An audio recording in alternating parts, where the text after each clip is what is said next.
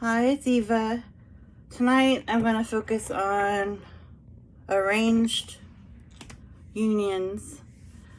I guess it'd be like marriages or lovers where there's a considerable age difference. And I'm going to just focus on the theme that's, the Lolita theme. So it's going to be like the older man and the younger woman. And the reason I'm focusing on that is I'm going to talk about my own life too, and that's part of my story. So I'm also going to bring in this book, which I'm sure you can't see it, but it's this beautiful young French girl. And this is a book I was crazy about when I was in college. And it's super short. It's almost like her little diary. And it's like a memoir. It's like a true story. And basically it's about, she was, I want to say 15. There is a chance she was 14. And she and her mother and her two brothers, because of money, had to leave France. And they went, I don't know if they owned property or their family owned property, some kind of property in Indochina. And so that's where they ended up living.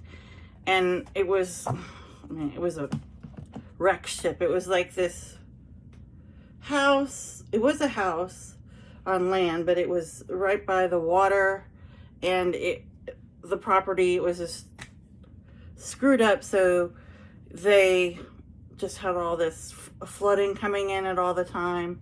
And I remember one of the brothers was extremely verbally abusive. I think the other one was very passive, and the mom she was a piece of work too. And anyway, she wants to, I can't remember her name, this is terrible. She wants to, we'll just call her Anna. She would like to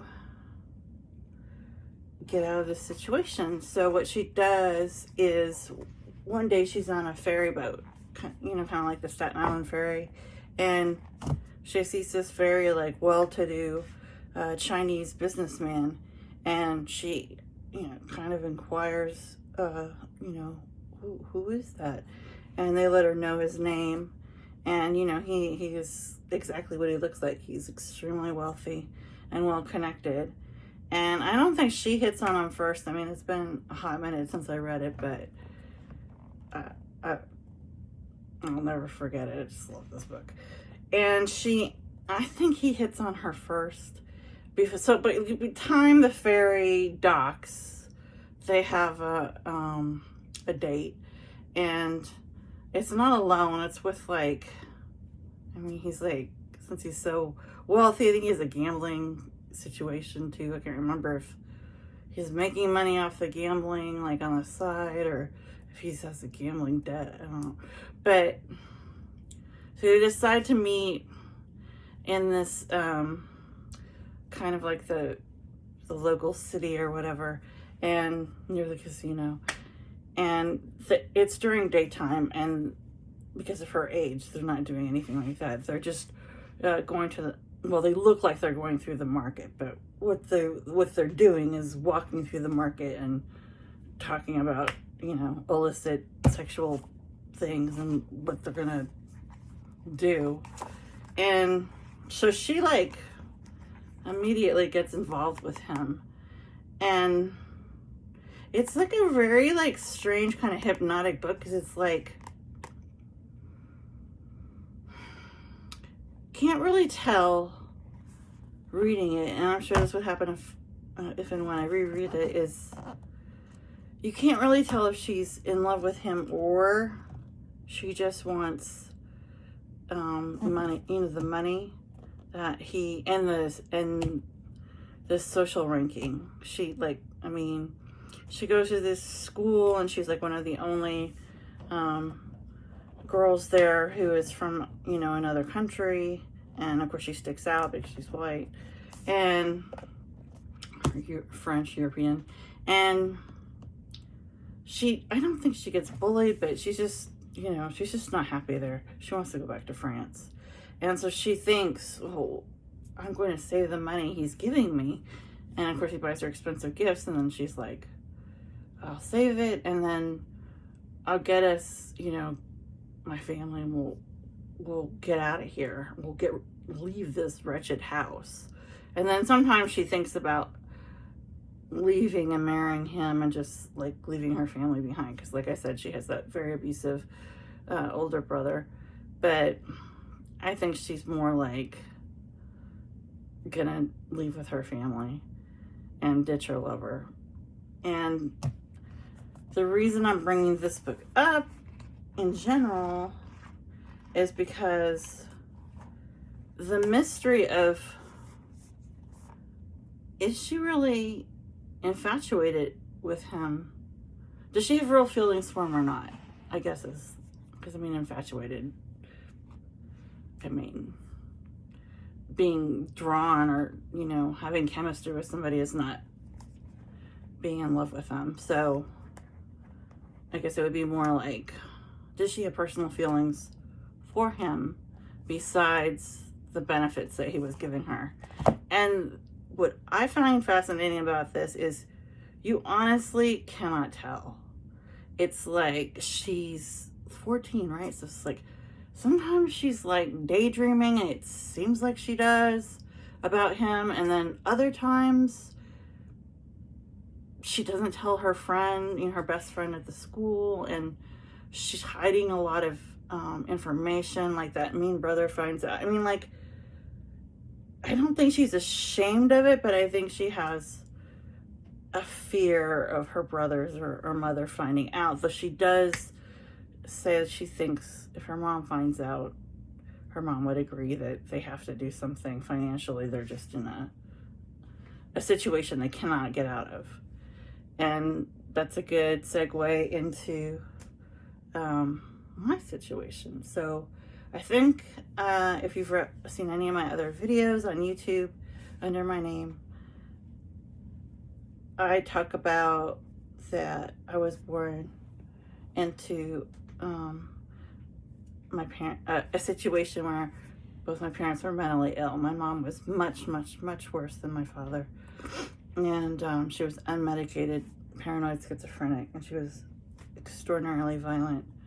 And there was neglect and physical child abuse for years. Anyway, I was technically living with my grandparents, her parents, but because my grandmother kept it a secret, like in her day, you just didn't tell people, like she didn't even tell her closest friends.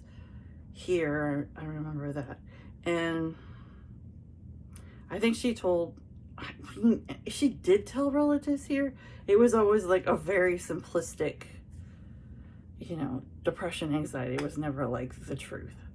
And so my mom lived in a different state. My grandmother bought her a very small home, and basically our job as her family was to constantly go down there and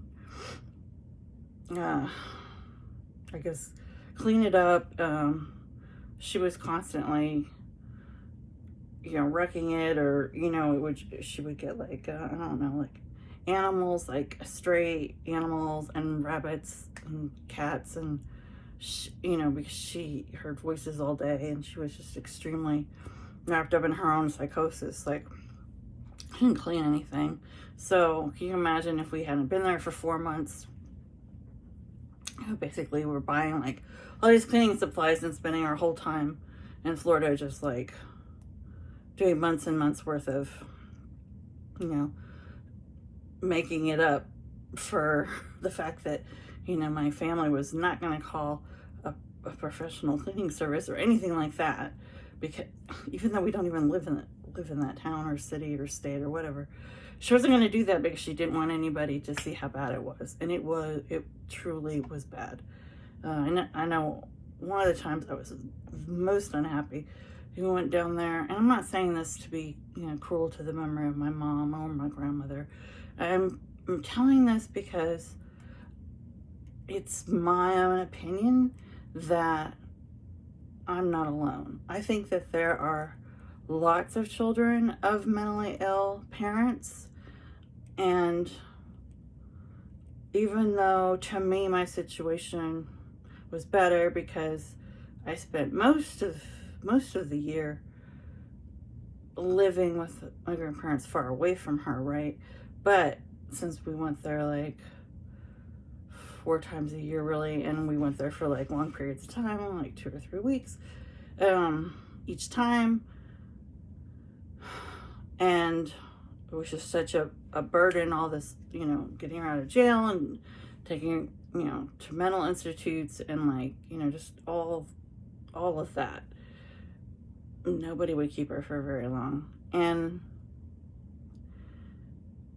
I just feel like it's kind of my duty to put it on myself to sort of open up the dialogue about having a mentally ill, so I'm talking about severely mentally ill relative, or maybe spouse, and or sibling or whatever, and what can you do, and especially for children, because I definitely kept seeing her all the way, you know, even into my 40s. I think it was probably 45 the last time I ever saw her. I didn't have like anybody to talk to about it, and I think that the resources are terrible, to be perfectly frank, unless you're wealthy. And I don't think that's the fault of the people who are trying to do those jobs. It's just, there's nonprofit is exactly what it says. It's not for profit. So they're not pouring in money in these places and getting them the things they need. So it's kind of hard to educate people when, you know, you just have some workbooks, you know, that aren't very good. So I feel like using these videos, I can sort of, I know it sounds cheesy, but bridge that gap so that I don't want anyone to suffer like I suffered. And the problem with it is, not only did I have that extremely poor experience, and my grandmother, you know, had a horrific time dealing with it, and, you know, I disagreed with her idea that I would go down there. I think being around my mom, and I verbally said this a million times, that it damaged me emotionally. It just, she was, you know, attacking mainly me, but she, you know, she's physically attacking us. And there was like no intervention. So I just think that I had the lucky situation where I didn't have to live with her full time. And when I was very young, I did, until I was like 4 or 5, 4.5. I did live with her, and it was terrifying, honestly.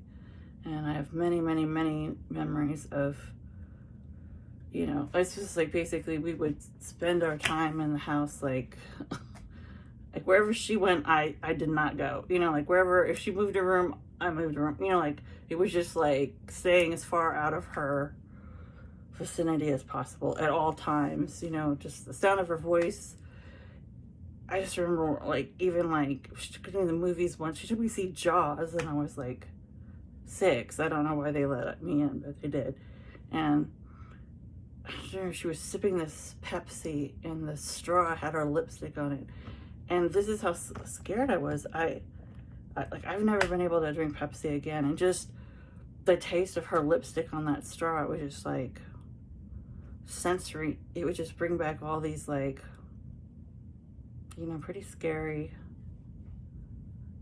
you know, flashbacks. And that's how tactile it is.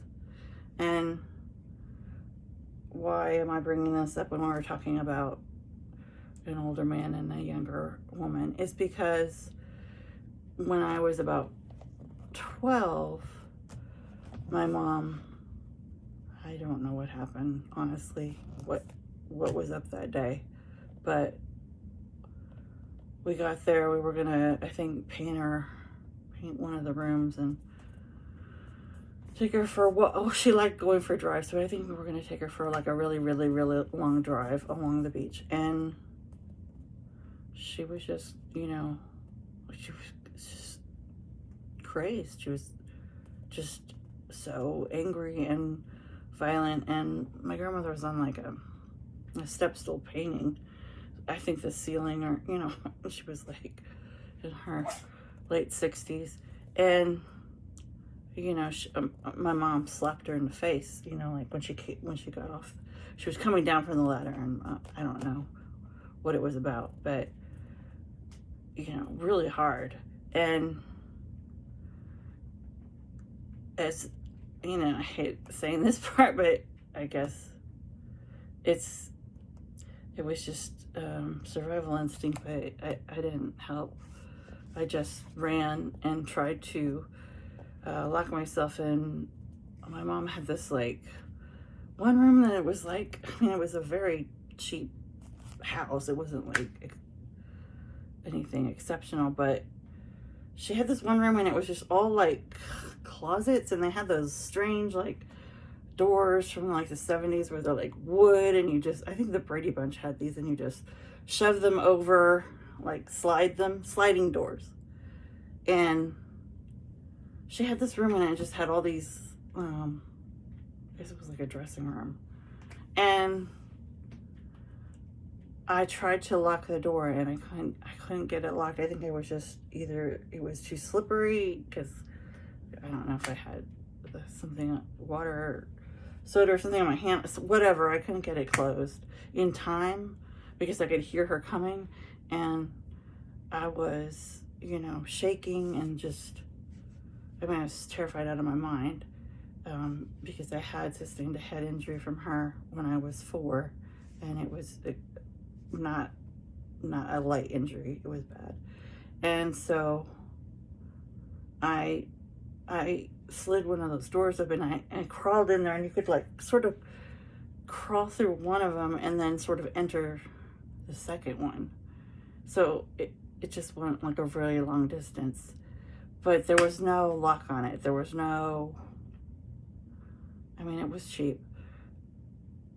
There was nothing to keep her from finding me, really, unless I could be quiet, and I wasn't quiet. I was scampering around in there and just petrified. And I know when she came in, she was just raging and screaming, and I don't remember.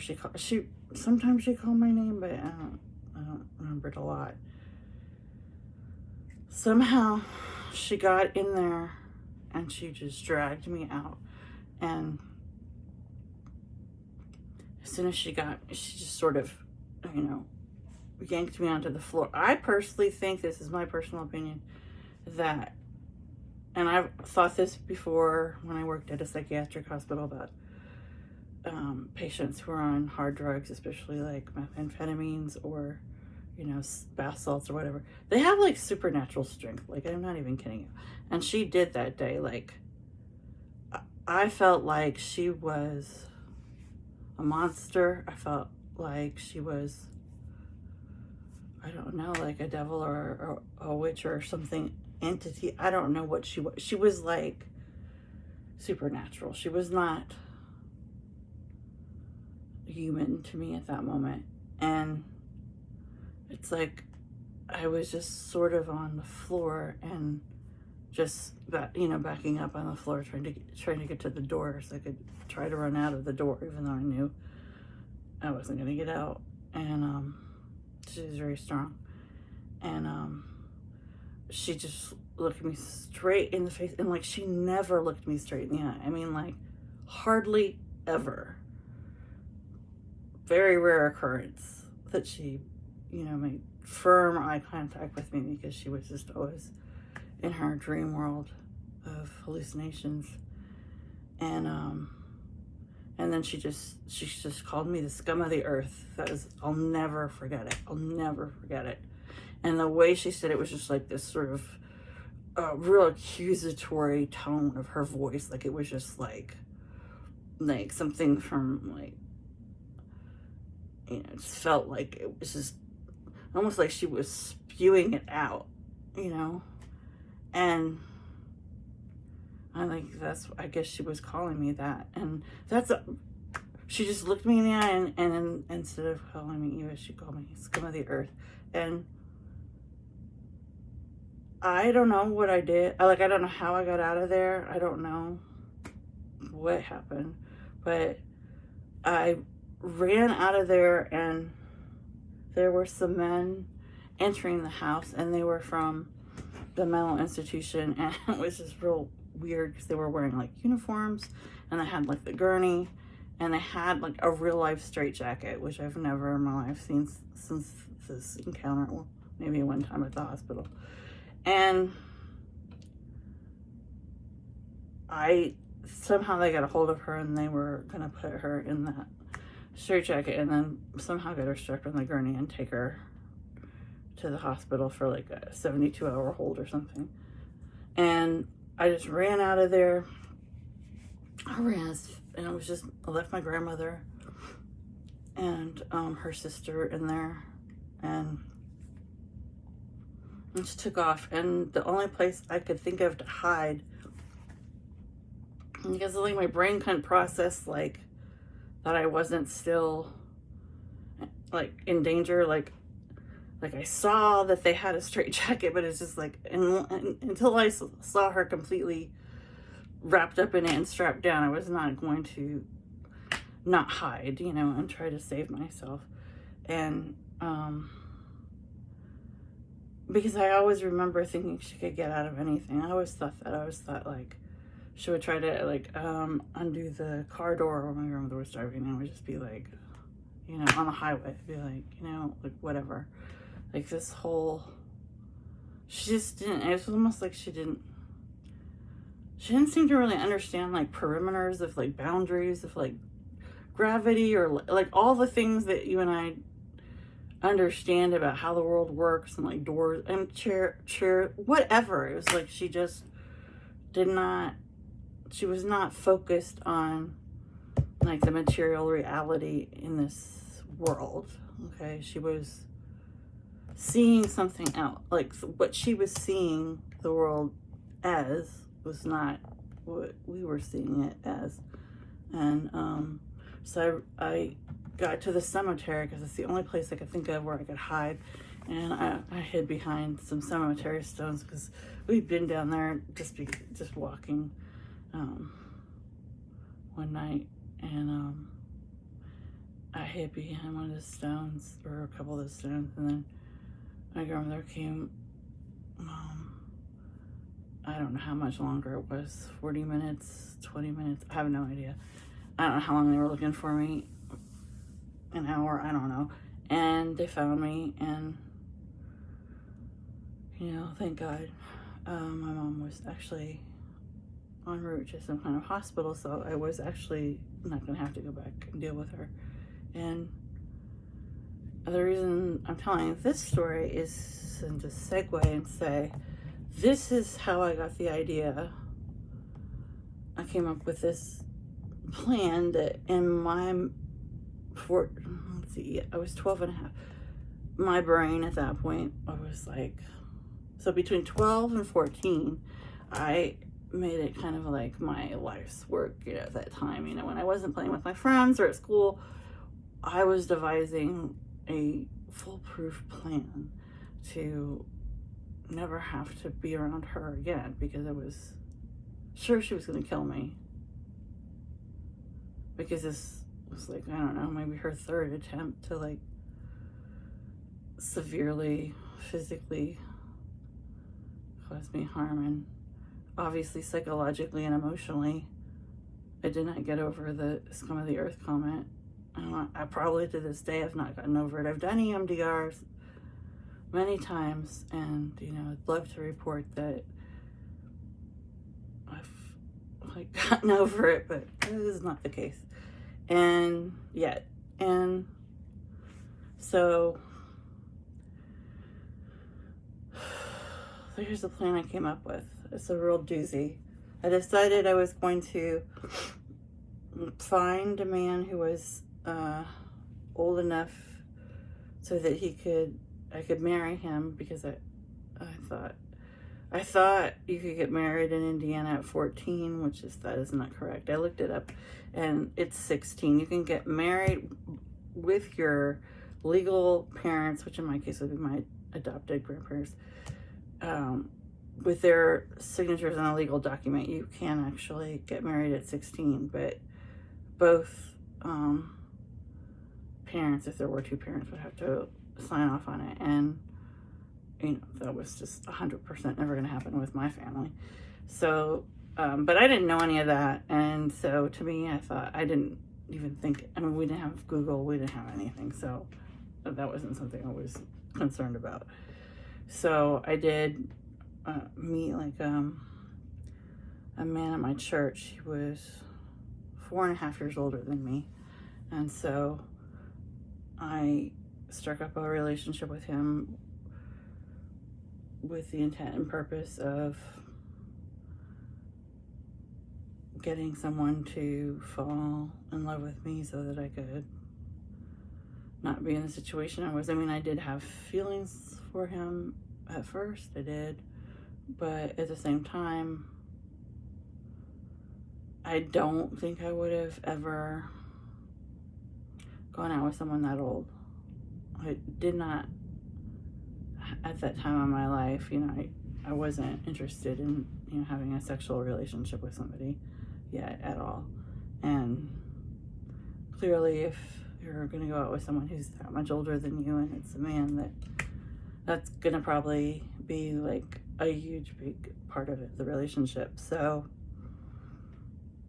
I've noticed that and I should probably figure out in some of my other videos how many times I ever said this, but I've noticed that when it came to things in my life that I did not want to do, but I did them anyway, because it was well, if you don't do this, you're not going to survive. If you don't do this, something even worse is going to happen to you. And usually it was physical harm. And I would always say, well, I did it because I had to. That was always my big phrase. Well, I had to. And so there wasn't really a whole lot of thinking about how I felt about it. It was I felt strongly that the best thing for me was to get out of that situation. And my grandmother was never going to let me out of that situation until I turned 18, and I couldn't handle 4 more years of that. I could not do it. And so I didn't know that you could get, what do they call it? Is it, you null your relationship with your parents legally? I guess I think I said it in a different video, but I said it excommunicated. That's Catholic. That's wrong. You leaving the Catholic Church. No, that's not what I was doing. It's something where you excommunicate, maybe, your relationship with your family, but they would have to sign off on it. So I didn't know anything about that because, like I said, it's not internet times, and certainly I did not tell any of my friends about this situation with my mother whatsoever, because she lived in another state, and I did not want anyone to know about that at all. And so I did end up, being with this person for 14, 15, maybe 2.5 years, maybe 3 years. It's hard to believe that it was only 2.5 years, because it seemed like it was 7 years or something in my mind, but it wasn't. And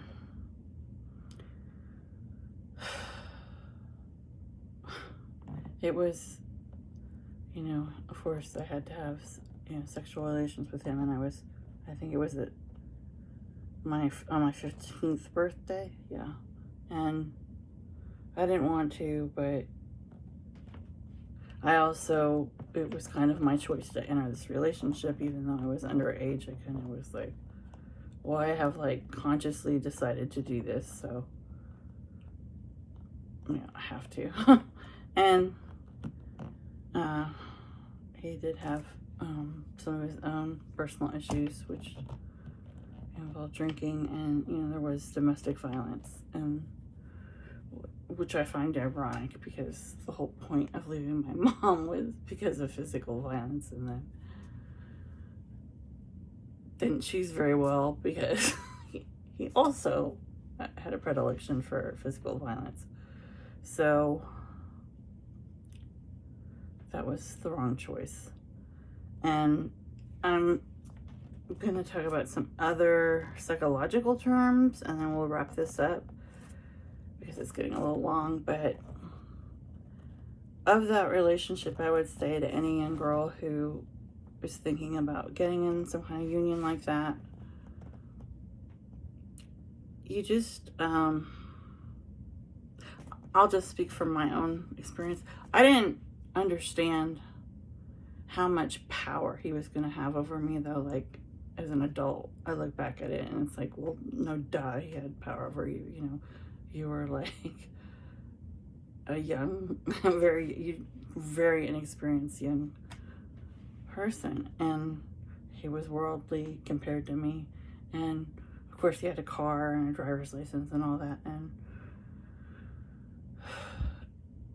I just didn't understand the long-term ramifications of being in that kind of dynamic. And I have always kind of been drawn to these movies or books they have about Mormon culture, because they often have to get married super young to older men, and I always found it fascinating because of what I went through, not because I find it fascinating in general, because I do not.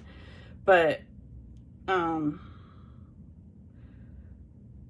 it changed me. It changed me and made it so when I finally did date somebody in high school who was, the same age as me, when I finally got away from that relationship, and actually he left me, I didn't even leave him, and I'm going to explain that. When I finally was with somebody who was my age, it was like completely different. Like, you couldn't not, there was like zero comparison. It was like, I actually was what I think really in love in that second relationship, and I know for a fact I was not in the first relationship. Although if you would have asked me at the time, I would have said I was. And the reason I would have said I was is because I think I had something kind of like Stockholm syndrome. They also call it like Lima. The Lima, I don't know, a disorder. It's from Lima, Peru. They also had an incident, and the Stockholm syndrome comes from she was a heiress, and her name was Patty Hearst, and she was kidnapped by this this was during the 70s, this very like politically aggressive, group. They were like guerrilla type political anarchists, and they took her and some other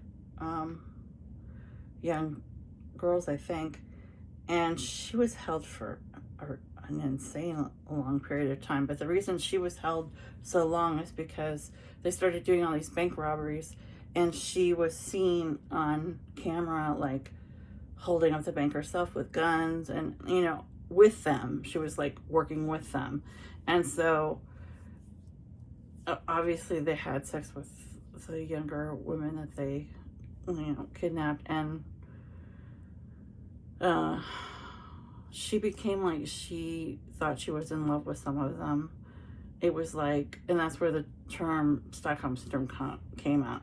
And like, basically it's saying you fall in love with this captive who's older than you. I don't know if they have to be older than you, but in these two phrases, I think Stockholm syndrome, they do have to be older than you. The whole thing is, in Lima, it's more like they have to be like kidnappers. The whole point is, it's like a power relationship, right? There's one person who has supreme power over the other one because of a disadvantage. They're older, they have weapons, you're younger, you want to escape, that kind of thing. So it's almost like a transactional relationship. So that phrase got coined, and she ended up going to prison for 7 years because she really, like, I think they got everyone else. I don't want to tell the story wrong, but I feel like other people got away, but she chose to stay, and so thus the syndrome, right? So why would somebody, they say this though, when they found like teenage boys who had like been living with someone who abducted them like 12 years ago, and they were out riding their bike by themselves, and like, somehow they were found from a picture or whatever, and they even said that Phyllis was smart. They said, so he took you to town, right? I mean, yes, you were wearing like a Muslim gown, but you went to like bakeries, you went to grocery stores. Like, why would you not like run to somebody and tell them or scream or do something so that you could go home? And it's the same thing. It's like they are convinced, either they're told that their family will be hurt or they will be, especially punished, either physically or sexually, or, it's just some kind of punishment or no food or whatever. It's like these people wield a kind of psychological power over them because of the power dynamic. And so they're able to, like sort of, I wouldn't say hypnotize. They're like able to sort of brainwash them or like psychologically manipulate them so that they feel like they are in love, even though when they first met them, they they hated them and wanted nothing to do with them. And I feel like I was like that when I first was like meeting this man. I think I was, kind of repelled, but at the same time I was like, well, you have to. So, if it's not him, it'll be somebody else. So whatever, let's just get this going. Because I think I had to see my mom that Christmas, and it was kind of the countdown. So anyway, those are just terms people use to sort of explain the psychology of what I was describing in this book earlier. Like in my personal case, I was more, I guess, kind of obsessed with like doing the tasks or things he asked me to do, like clean the house or whatever, like he just, like he wanted, like, I guess, a wife out of a child, really. And I just did what I was told, I was more afraid. In that relationship there was physical abuse, but I was more submissive to him than I was from my own grandmother, and she was my parent. I really felt like bound by, I had convinced myself that that I was at fault. I had chosen to do this. Not that he wasn't, but I had just convinced myself that it wasn't statutory rape, and that he, my family, my grandparent had threatened to take us to court, but it never happened. But, and it turns out it wouldn't have worked, because apparently by Indiana law, you have to be 21, the person he's with, underage. And he was, he was probably like, at some point he was 21, but I think probably we weren't together anymore by then. So, I would just encourage anybody who's in this situation or is recovering from this situation to just try to go easy on yourself, because, I blame myself for years and years and years, like, as if I chose this, that I wanted this, and that it was consensual in that I did choose to do it for a certain means to an end. But once it had got started, it was like, you know, he had the house keys, you know, he had the car keys, you know, like everything belonged to him. I didn't have a job like he did. I mean, I didn't make money like he did, you know. Everything was like he just took the place of the parent, really. And I just messed up from it, you know. I hope that nobody would keep feeling those feelings for the rest of their life, because, you know, I still struggle with them, and I still struggle with the feelings with my mom. But how those two sort of intertwine, it's not good. And it also just really goes to show you the domino theory, or the shell theory, that I had in one of my other videos, which is that, you know, you have a bad situation, there's like abuse, neglect, there's something really terrible happening, addiction, and you come up with a way to get yourself out of that situation. And then if you make the wrong choice, like I did, you end up, you still have the original situation, because it didn't solve the problem, did it? You know? And you now have the second problem, because now you're with somebody who's abusive rest of the year. So I was with someone who was abusive the rest of the year, and then I had, you know, then go see my mom who was abusive. So I basically had it around the clock. I mean, 365 a year, you know. So that was, you know, definitely what happens with when you're an abuse victim. And you also just have like super low self-esteem, because, you know, you just keep thinking, oh my God, how did I get, you know, why did I do this? You know, like you're constantly like trying to figure out how to get out of it. But, you know, it's always too late. I always thought it was too late, you know. After I had sex with him, I was like, yeah, I'm damaged, or like this is, you know, it's like totally wrong. You know, I didn't want to be in I didn't want to go to church anymore. I just felt dirty, and like it just was, I just don't want anyone to ever feel that way, because, you know, I've forgiven him since then, and I'm working on forgiving myself, and working on completely forgiving my mom, because it was a mental illness. She didn't purposely do it. But, you know, that's something I hope to accomplish sooner rather than later, because it's a terrible feeling.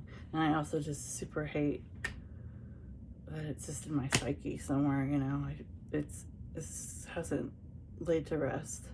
All right, well, that's all I got today. All right, have a good whatever evening. Bye.